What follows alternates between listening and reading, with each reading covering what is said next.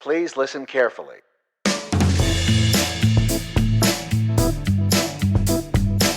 Hi-de-ho, you boys and girls out there in podcast land. Making a movie costs time and money. Lots of it. And we indie filmmakers usually have little of either. So you have to be smart about how you use it. And to be honest, a lot of the times we make poor decisions with regards to the money part of that equation. Am I right or am I right? Well, Lens Pro to Go makes it easy for you to find the filmmaking and photography equipment you need for any project without breaking the bank by buying the latest and greatest who's what's it or thingamajiggy as soon as it makes its premiere at some trade show. And here's the best part. The people who work there are themselves working filmmakers and photographers, so they can answer any questions you have about gear as well as give you tips and suggestions. It's grade A customer service.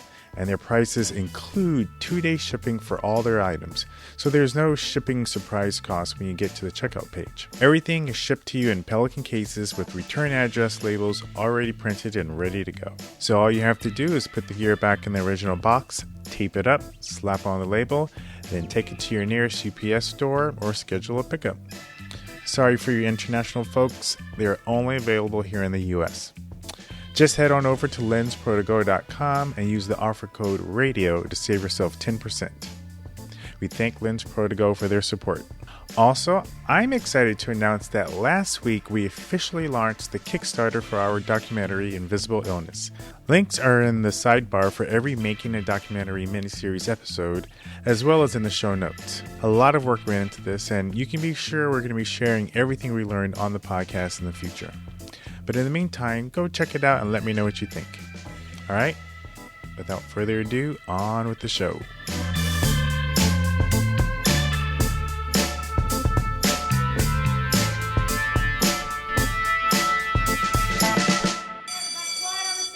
Scene 1, take 10, marker. And action! We communicate who we are through clothing. It is fundamentally a part of what we wish to communicate about ourselves. We used to have a system, a fashion system. That has absolutely nothing to do with the fashion industry today. It has been reinvented. It's based on materialism. The problem is that comes at a really high price.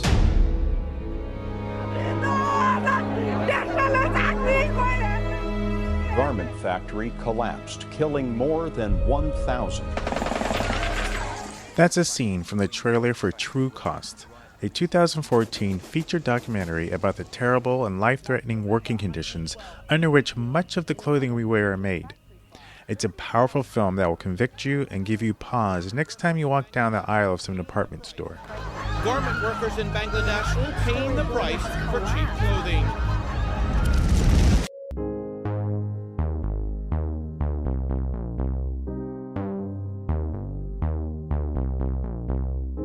As you know, my wife and I are hip deep into the production of our very first feature documentary, Invisible Illness. It's a film about the stories of people living with chronic and invisible illnesses. She's the director, and True Cost was one of the films that inspired her from both a storytelling and creative standpoint. The significance of that will become apparent in just a moment. Now, earlier this year, a fan of the podcast reached out to me after hearing our first Making a Documentary episode. He said he'd love to talk about our documentary and offer any help that he could. Now, we don't have a budget for a consultant, so I asked him what he wanted to talk about, and he said he just wanted to help. Of course, this was odd because we don't live in a world where people just want to help, right? I mean, surely he wanted something in return. My gut was telling me this guy was on the up and up, that he was just a fan of the show and truly wanted to lend a helping hand. And so I set up a phone call. Well, my gut to trust this guy really paid off. After I agreed to set up a time to talk to him, I started to do some due diligence. And guess what? It turns out he was one of the executive producers of the documentary I mentioned above, True Cost. How freaking cool is that? And on top of that, he has some roots and connections in Atlanta, where I lived for about 5.5 years, and it turns out we had a couple of mutual friends in the film community. The whole connection felt very providential. Well, today on the show we have that man, Vincent Vittorio, founder and CEO of Life is My Movie, executive producer of True Cost, and producer in some form or another of about a dozen other feature documentaries. I got on a Skype call with him to hear what he had to say. And what he had to say was extremely helpful, and I think you'll find it enlightening as well. I'm Ron Dawson, and this is the Radio Film School miniseries, Making a Documentary.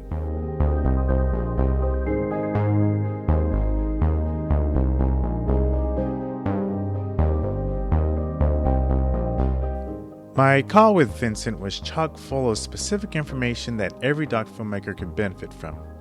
So much so that this discussion will actually be broken into two parts. Today we talk about the business and creativity of documentary filmmaking. And part 2 will go into the specific feedback on our documentary. Now, be sure to stick around after the credits for a special bonus that I have just for you listeners. Alright, here's part of my call with Vincent Vittorio, CEO and founder of lifeismymovie.com. My history goes back to, I was really intrigued with journalism, the idea of being able to report on something. And I got kind of turned off because I felt like a lot of it was less free form. And even though I went to school for journalism, I soon double majored going into the route of film and media studies at the University of Florida. And when I got done with things, I kind of went that route of the independent filmmaker, did a few narrative projects and realized that, well, I really do enjoy narrative storytelling, that the calling was really in the documentary space. And long story short, it kind of grew into something in 2011 that my partner and I in Atlanta, Georgia at the time, decided that this is an area that we can kind of live in and play in and do important things that, will have an impact on the world. And so that's where it started.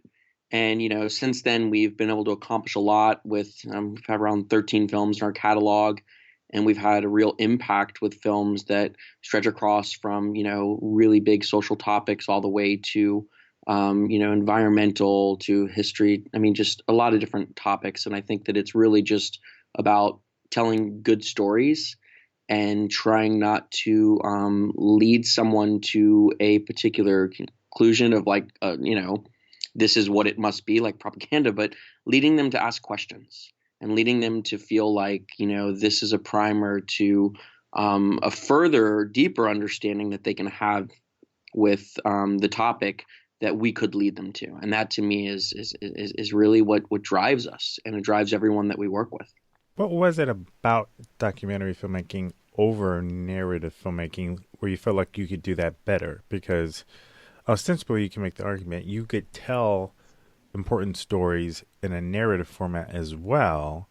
What was it about the documentary format that made you think like this was the way to go for you? No, that's a great question. It's hard because it's like there's so many things that are happening that shape our lives, from what's going on in the world to just the way that something's presented to us. And I think that it was a combination of when 9/11 happened, I felt like journalism really took a weird shift. And at that same time, I was really getting into the independent film space. And it was doing this weird transition from getting out of actually film and going to this digital technology where, you had the purists that were all, no, this is not going to happen. And then, Kodak trying to kind of offer incentives to get filmmakers to still do that. And I think I just had this realization that I love narrative filmmaking, but it's sometimes is a lot more complicated to do a great job of. And I mean, it was just a combination of things that really led me more to focus on documentaries. Because, I mean, even now that you say that, you make me think of a story. I was set to really focus on a huge narrative where I had some very big celebrities involved, huge money involved. And my producers at the time, ironically enough, just pushed me to keep developing it. And we kept going back to the, rethink the narrative a little bit. It was a great story, and we had really good talent involved, and they said, why don't you focus on this documentary that you talked to us about? And so they funded that, and things went wrong in that documentary. It never saw the light of day. It was a year and a half, 2 year experience of getting to do some amazing things, but for a film that never saw, came out. And right after that, we really just kind of went in that space of, documentary is something that nonfiction storytelling is a beautiful thing. So, yeah, you made the comment that you wanted to tell stories that didn't necessarily lead people to a particular conclusion, but force them to ask questions. And, you said, you didn't want to create like propaganda. And so when you think about the documentary space and how it is used in so many different ways, it can be used to, it can be used as propaganda. It can be used to communicate a particular point of view. It can be used to be, completely standoffish and open up a dialogue, open up a conversation. One thing that comes to mind is The Act of Killing by Joshua Oppenheimer. Did you ever see that? Yes, I did. Yeah. One of the things about that film is he created it in such a way like where he doesn't lead you to any specific conclusion that his subject matter are evil people. Like, you just see what they do, what they say, and you let that speak for them. You let that, it speaks for itself. Like, what the subjects are doing in that film kind of speak for themselves, as opposed to him using, creative editing in order to paint a certain picture. Do you know what I mean? No, completely. Yeah, and then, versus, someone like Michael Moore, who absolutely uses, creative editing in order to get, his point across. And so talk to me, and we've had on the show episodes where we've kind of talked about the power of media and how filmmakers can use juxtaposition of audio and sound and music in order to communicate something, even something that may be either misleading or whatnot. And today, nowadays in the news, fake news is sort of like a buzzword, and you can really apply that to filmmaking, particularly documentary filmmaking. I'd love to get your input on that, on using the format in creative ways to express either truth or a particular point of view that may be correct, even if the specific ways you edit it present things in a misleading way. Does that make sense? No, it does. I mean, I think it really goes back to, and it's hard because it's a case by case. It depends on the topic you're tackling, because there are some things that you have to be a good steward as a documentary filmmaker. I mean, you have to realize that, unlike a narrative where, you've got a script as your framework and your dialogue, and, you're working with a cinematographer and a plan and actors and all that, you're creating this narrative in a space that's moving. I always like to compare it to like surfing. You go out there, what the waves are looking like, what the space is, but when you get up on that board, or when you're committing to say you're going to do something, you have to adjust. And I think that's kind of, in one way, the beauty of documentary filmmaking, is that you're on an adventure that's taking you in so many different, directions. And if you can be open to that, it's something that, will allow you to find that kind of inner truth to the topic. But as you kind of alluded to with these other examples, that's not always the case, because there's different types of documentaries, right? I mean, if it's, an observational thing in which, it's me following something where I'm going to, achieve something. I mean, like, I like to take the Super Size Me example, right? I mean, Morgan Spurlock obviously knew what he was doing when he started that. It wasn't like he came in thinking, oh, I'm going to test this out and see where it takes me. I mean, I think the intentions were that he was going to very much, participate in this thing that he's going to show us the negative effects that, eating McDonald's will have on your body if you do it every day. So, I mean, I think it's partly the type of documentary that you're putting together. I mean, you've got the poetic side of things too, which, sometimes people get a lot of critical responses to being not telling them enough about it. And I think that, with the fake news comments and things that are coming up now, it's really making your audience feel like they're a part of the conversation or the topic, and you're challenging to ask questions within kind of their own perspective of things. I remember we had a film on tax reform called An Inconvenient Tax. And we had a screening at the NYU Law School. And I remember at the Q&A at the end, this guy stood up in the back and he goes, "I hate Mike Huckabee, but you had me agreeing with him. How did you do that?"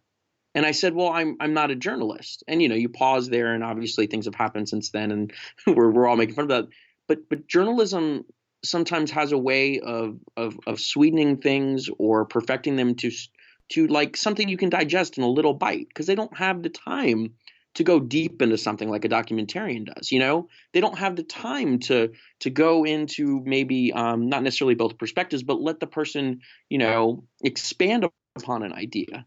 And that's what we were able to do in something like that. So when you look at like what Noam Chomsky's saying, and it seems to, coincide with what you're hearing from Mike Huckabee or, Steve Forbes, that's interesting. And that's what I love that we can do as storytellers, to bring people to this place that they truly can, have a greater understanding and begin to ask questions. Because the biggest critique we get, which, in lots of films, is that you didn't give me a solution, or you didn't tell me the answer. And it's like, no, that's the point. We're asking you. I mean, the true cost, we get emails all the time where people are like, "Thank you so much for making this film, because it's gotten me to ask questions I never thought I would ask before." And if we do that, that's the win. I love the fact that you brought up this journalism topic, because this has really been an interest of mine as of late. And I was listening to this podcast. I think it was a podcast on Slate. And they were talking about, because there have been so many, obviously, alluded to fake news earlier, and there's been a lot of talk in the news about media and the role of media and how media, represents, politics and politicians and people in general. And one of the questions that come up, I think, on this episode was, what role or responsibility does a journalist have in being as impartial as possible?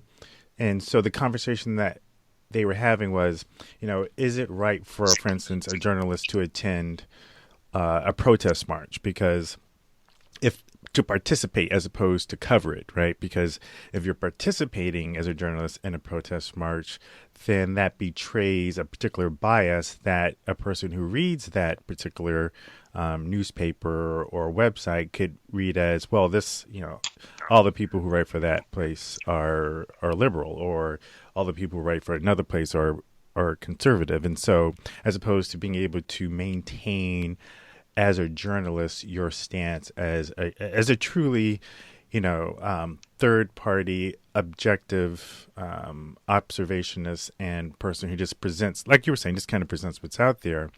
And so my question to you is, there is this fine line, I guess, and maybe it's not that fine, I don't know, between a journalist and a documentarian, whereas like I kind of feel like a journalist has like this greater obligation, if you will, to maintain a certain level of objectivity, whereas a documentarian, as a filmmaker, is one part journalist, but is another part storyteller and filmmaker, and absolutely has a voice that they want to come through. And so, where do you stand on that in terms of being a documentary filmmaker and maintaining that balance between your journalism hat and your filmmaker, storyteller, have a point of view hat? No, that's a great question. I mean, it's a tricky one, because there is an interesting bleed over. And I think that I was at Sundance, and I remember I was talking to someone at CNN about this, because, you find that some of these news organizations are obviously trying to give people content that they're going to, want to see more of. And so they're doing a lot more in documentaries, as some other groups are, where you think like 5 years ago, and none of these people were players in it. I mean, they were still the redheaded stepchild of the film industry. They weren't really respected. So I think that it's become more respected as a genre, and I think that with that being said, to the point of what is that guide that you use to as a journalist to be able to be truthful with things. I mean, they used to, when I was in school, I mean, this was like our Bible of reporting or doing anything. It was the AP handbook, this little orange book that it told you how to do everything, and it was the source you went to for everything. And I'd like to say that obviously has changed a lot since then, where people have a lot of pressures with their organizations to do particular things.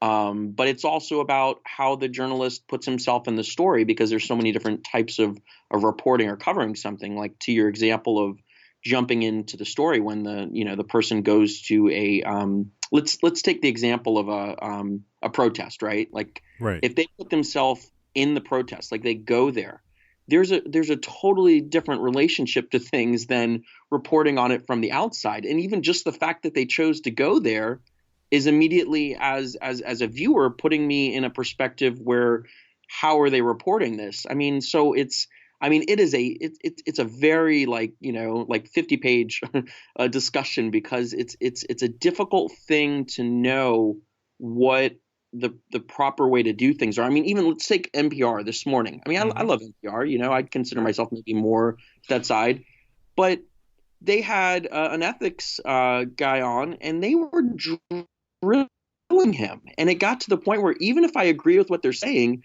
they're kind of like being like on the other side of the conservative, like a Bill O'Reilly guy, where it's like you're not letting them talk.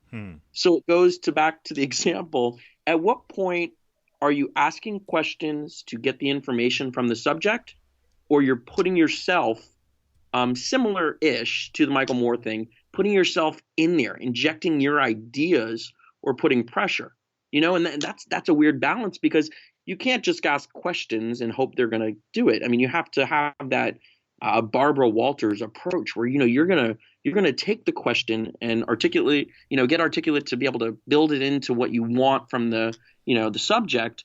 But it's when you're trying to push them in an area where they're either vulnerable, or you're covering a topic that's making it so the audience is going to feel a particular way with stuff like that. I mean, it's a really, really tricky thing. So to the example of what documentary filmmaker, that the blurring line between that, I always like to think back to, are you familiar with Dogma 95?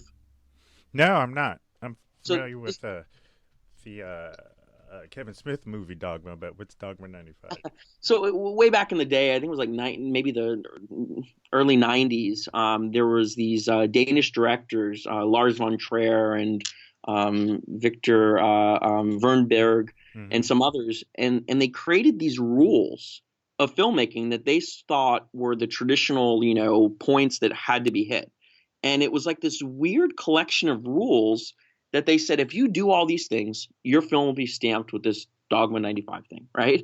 And with that being said, it was kind of like the filmmakers. Now, again, this is a very niche, small group. I mean, this isn't like, that, not everyone can do this and all that, but it showed the people within a particular community making a particular style and group of films to kind of say, this is what we're going to decide is kind of our constitution, our vows of this is what it must be, And I think that is a much different example from what we're dealing with documentary and journalism. But I feel like some of that is going to come about now that journalism is being questioned, where there's going to be a little bit more understanding, like what the ethics are of asking the right questions and what way you handle it. And I think in the light of all the negative stuff that you're hearing, it's also a positive to me, because it's going to make it so that we have better better journalism and better documentary filmmaking at the same time. I mean, I can't tell you how many films I get sometimes that I like people that need advice and all that. And I probably have this negative thing that I'm very honest, and people sometimes don't like to hear truth. Right. It's like, this is not a documentary, what I mean? Like, or you're essentially doing a voiceover and then cutting these clips that are like, proving your point. It's like a 3-act structure. It doesn't work that way. Like, you've got to allow for the people that you're, being a part of this to have a voice within it, and not just be your B-roll to cover things up. So, I think there's definitely a importance to knowing what that line is between the two, and really seeing that, it's an obligation to whoever the creator is. If it's a documentarian, it's a journalist, to understand that you're doing something that's not just for you. You are putting something together to bring someone else to this space. So if you can challenge, yourself when you ask these questions, if you can think about how people that maybe don't have the same views that you do, politically, culturally, whatever, and make sure to make that a part of things, then I think you're going to be in a good spot. And I think that, to me, is where both journalists and documentarians have to kind of feel like there's something that, it brings them to both have that obligation as people that are reporting, people that are telling stories, to find the truth. You look at a lot of documentary films and you work with documentary filmmakers at, all different stages of a production. What kind of advice would you give to, say, first-time documentary filmmakers, either people working on shorts or features? Let's say feature.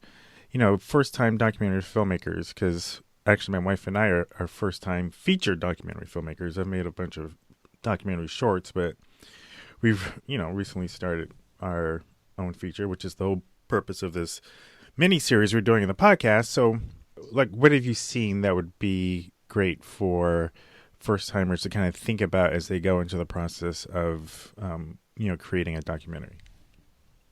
Well, I always like to, I get excited about where we are right now. It's like you look at, 20, 30 years ago, and it wasn't possible for people to have, the ability to tell stories. And now we're holding a cell phone in our hand that everyone has that gives them the ability to do this. We don't have to rely on, paying for film stock and, editing the information to learn. It's all available. It's free. I mean, so it's an exciting time that anybody can, do this, which also brings the flip side of that, where it means that anybody can do this.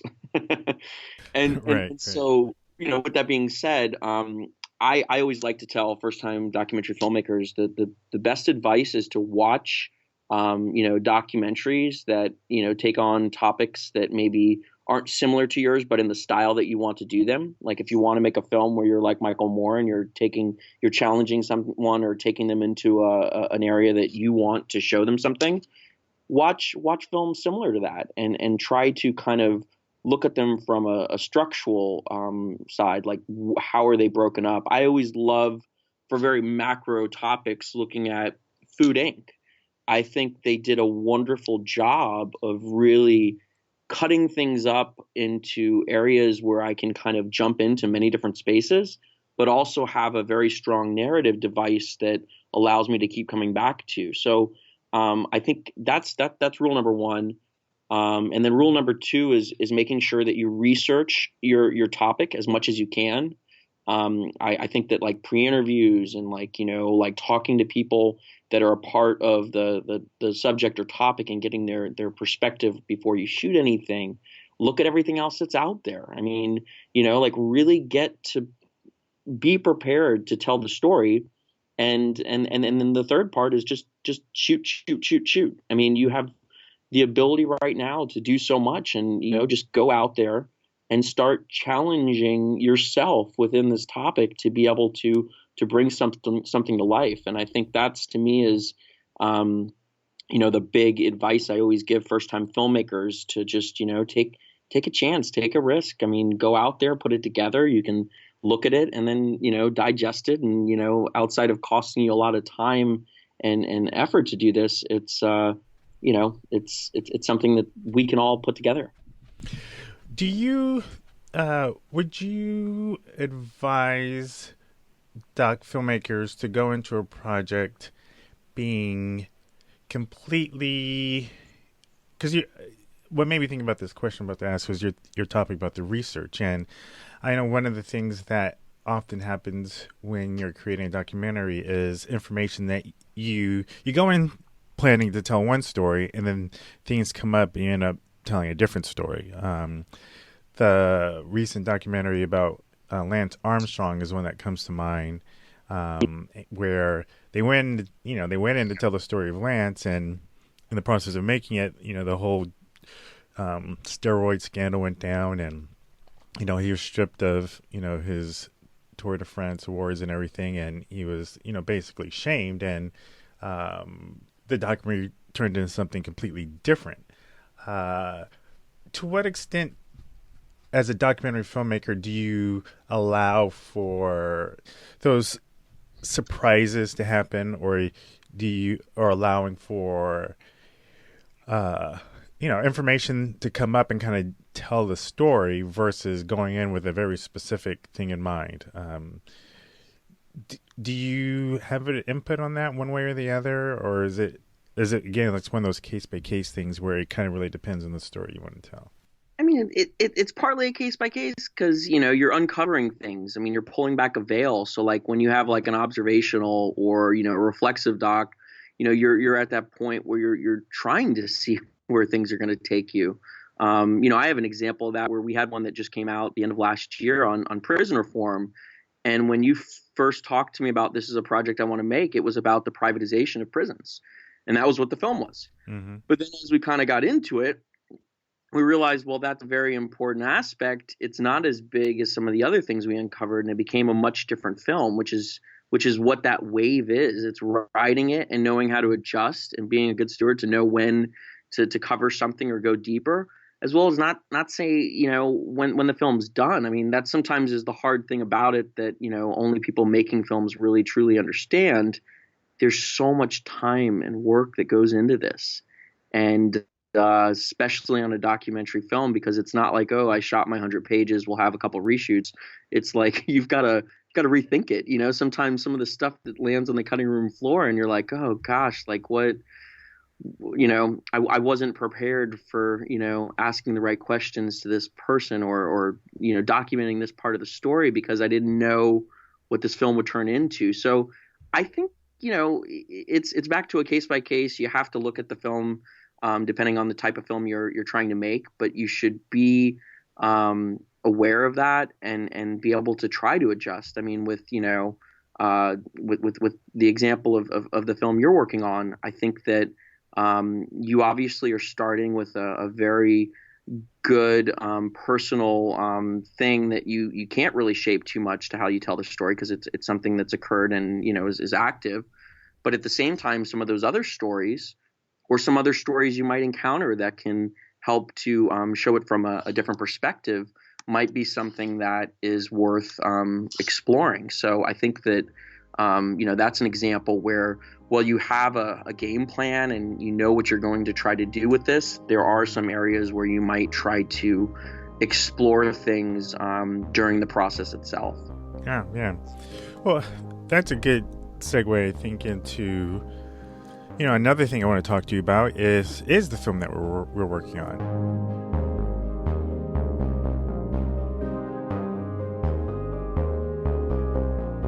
That ends part one of my discussion with Vincent. Tune in next time when we hear Vincent say, it feels good to hand it off to someone and say, oh, tell me all the things you need to tell because you went to school for it. Right. You have all this classification. But I mean, as much as you want that, you gotta be aware of what's going on, from medical procedures to like the way that you're living your life to your children's, schooling. Like you have to be a part of everything in order to truly, find that kind of middle ground. When I get into my discussion with our film in particular, Vincent proposes an idea that could possibly take our film into a whole new stratosphere of possibility on the next Making a Documentary. Remember, stay tuned after the credits for a special offer for all of you doc filmmakers out there and podcast listeners.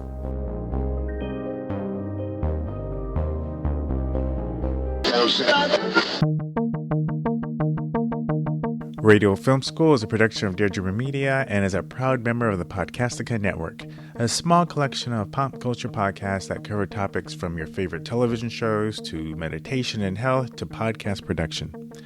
This and other great shows can be found at podcastica.com. Music for this episode was curated from freemusicarchive.org. Links to tracks are in the show notes. Guys, I would really love it if you could hop on over to iTunes and subscribe to the show.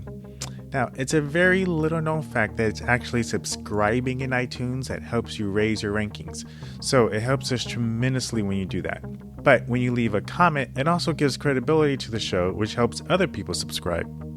So while you're there, leave us a rating and review. If for whatever reason you're not a fan of the whole iTunes thing, no problemo.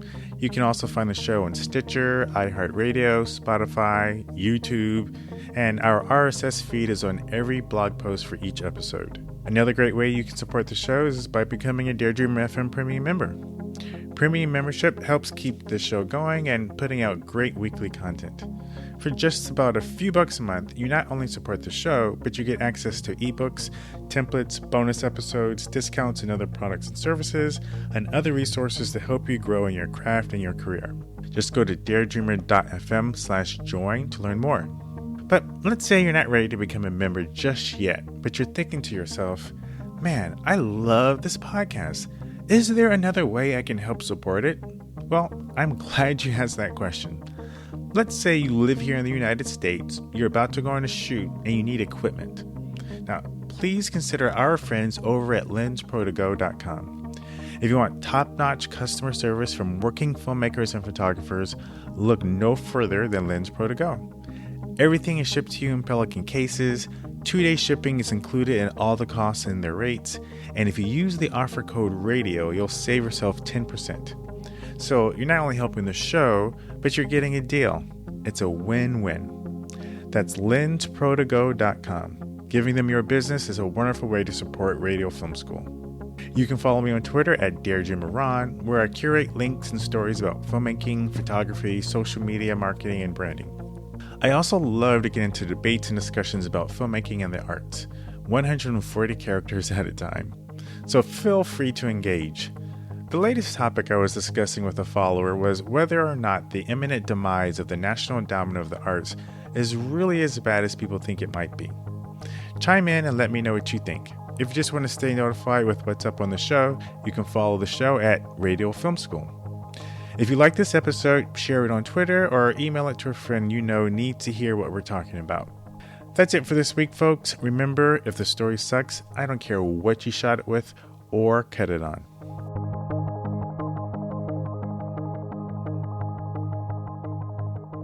Hey folks, as promised, I have something special for you. A couple of things, actually. First, I want to give you a copy of the documentary overview proposal that I put together for Vincent to look at. It'll be a great template for those of you out there working on your own documentary. I also want to give you a special discount on our Docs That Rock Crossing the 180 documentary episode pack. Crossing the 180 was my first filmmaking podcast I started way back in 2010. All the episodes are archived, but I've taken many of them out of the proverbial mothballs and made them available to Daredreamer FM Premium members for free. But you can also buy them individually if you're not a Premium member. The documentary pack includes about hour-long, in-depth episodes with a bunch of amazing documentary filmmakers like Kirby Ferguson of Everything is a Remix, James Worski and Lisanne Pajot, the makers of the award-winning doc Indie Game the Movie, Brian Storm of Media Storm fame, and the one and only Elliot Rausch. All in all, there are over a dozen filmmakers that are interviewed. Now, these set of interviews is normally $19.95 for non-members, but podcast listeners can get it for just half that, $9.95. Go to daredreamer.fm/docsthatrock, all one word. There you'll find a link to download the documentary overview template I mentioned above, as well as get the Crossing 180 archive set of documentary interviews for only $9.95. Just my way of saying thank you for being a listener. You're listening to Daredreamer FM, the sound of creative expression. Ah! Oh.